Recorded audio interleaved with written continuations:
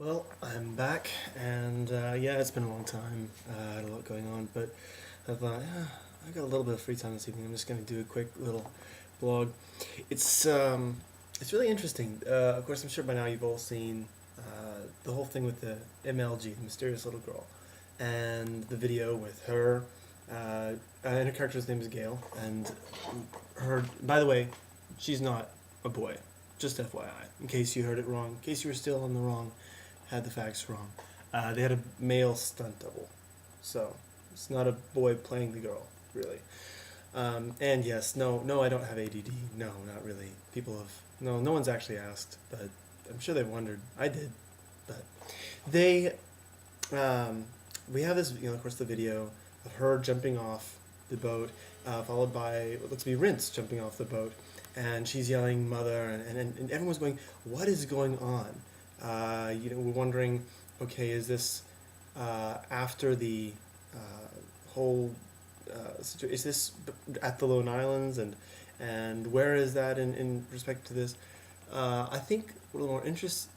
It's really one of those cases where one reason I didn't do a video about this before is I thought, I could just come up and say I don't know. I mean, if you listen to the podcast, Glenn Puddle and Dr. Rhince and I discussed this in depth. Just in the end, kind of said, I don't know. So I could have just said that, but there was an interesting tidbit recently that came out where apparently, this is interesting, Arthur, Arthur Engel, Arthur Angel plays Rhince in the movie, and Tony Nixon plays Rhinelf. And apparently, whereas Rhince was the first mate in the book, apparently Rhinelf's going to be the first mate here, and it's kind of interesting. I mean, this is a little bit of a switch. And Rhince, apparently, he is looking for his wife, and that's all it says. This was from the blog of Mirko Grellini. I hope I'm pronouncing his name right. But really, it's one of those situations where I'm going, okay. So now we have Rhince, who's on the Dawn Treader to look for his wife. I'm just guessing, this is going to be part of the initial reason why they set out. It sounds like, it sounds like they're finding the mother maybe at the Lone Islands. Here's what I'm guessing. I'm guessing that Rhince is on the voyage, on the Dawn Treader to go look for his wife. But then that sets up a lot of questions. When does the girl come into the picture? Surely she's not on the voyage, or is she? I don't think she is. I think we would have seen other footage by now. I think we can rule that out. The girl, maybe she was brought in with Caspian and Lucy and Edmund and Scrub when they were all rescued together. Maybe she's with them, a little girl that is. Maybe she's brought onto the boat. Maybe that's when they see the mother later on, and I'm not sure what the context is there. I mean, where would the mother be? Would she be on one of the pirate merchant ships, boats, maybe going out somewhere? I don't know. This also begs the question: what kind of contact has the Lone Island had with Narnia? Because in the book, it was very clearly set out that the ship, the ship was going out partly. One of the reasons, not really one of the initial reasons, but one thing they were going to do on the voyage was reestablish contact with the people on the Lone Islands.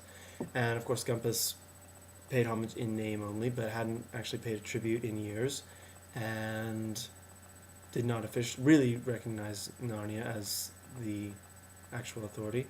Furthermore, they didn't. Really, there wasn't really much contact. The Telmarines were afraid of the sea. Caspian, this was their new flagship. This was the first time they were going out in a long, long time. So it just makes me wonder. I mean, it seems to. It just opens up a lot of questions. And Glenn Puddle said this before. It could be great. It could be terrible. Maybe this is going to be a change that we really end up loving. I think if you go back and listen to the podcast, and yes, we will do another one. Don't worry. We've been in kind of a lull, and high tide of the semester, so that's why I've been a little bit busy. Yes, college students, I know. But Dr. Ransom gave his, I think he called it the voice of pain, or the face of pain, I think was what he called it. And it was an interesting theory. although he admitted there were some problems with it, how it fit in to this whole story here. And of course, if I remember correctly, the railing on the Dawn Treader is broken. And people are wondering, why is it broken? Did the dragon already attack? Did the sea monster already attack? I mean, so there's that whole issue going on. And it's kind of interesting as for how I've been able to look at where the film's going. I think what's kind of funny is because we can't a lot of the filming was just on the set of the ship, Dawn Treader ship that they built, and it's very hard to get an idea of sequencing because so many things could be rearranged, and we're wondering, are they rearranged? So we're wondering, okay, when they have the dragon, the video of the dragon flying around, there's like dragon, and it seems to be like this is maybe Eustace and maybe settling on the mast, and I mean, just wondering what is the sequencing here? It's kind of funny. These blogs, I've always wondered how much. Some of these have been kind of well planned out. This one's more. I'm just kind of thinking out loud here. If some of you really think you've got all the answers, go ahead and post comments. I'm really curious. I think a trailer will offer up a lot of clarity when we actually get the trailer, and I'm looking forward to that. But no, this is one of those things where I think, as far as like if I were to just kind of look back on what kind of changes have we seen? Well, we have Minotaurs now on the ship. We have fawns on the ship. We do not have Dr. Cornelius on the ship or Trumpkin on the ship. So So that's kind of an interesting turn of events there. And oh, by the way, one thing I do need to make a retraction, and I think it was Glenn Puddle that pointed this out to me a long time ago in one of the blogs. This was back when I was still in Oxford. I think I said this: if they put Trumpkin on the ship, it would be a problem because dwarves wouldn't be on ships. Well, Glenn Puddle corrected me, saying that in The Horse and His Boy, there are dwarves on Edmund, Lucy, and Susan's ship. So, just to apologize that I did get that wrong.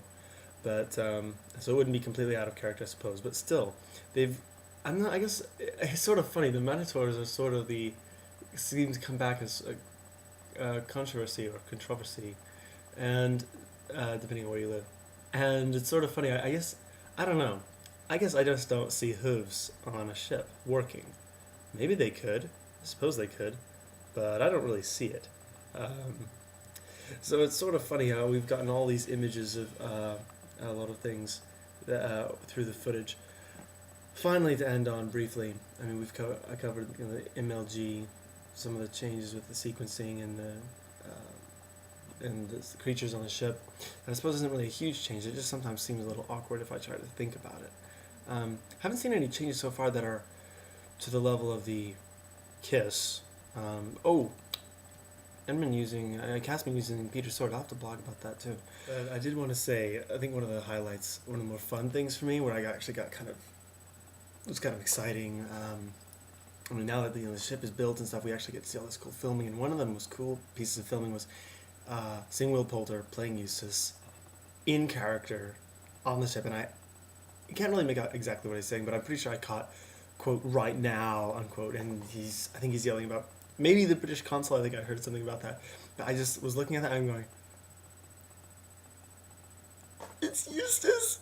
I just felt, this is great. I mean, it's like I think I think all the Pevensies did a good job, actors.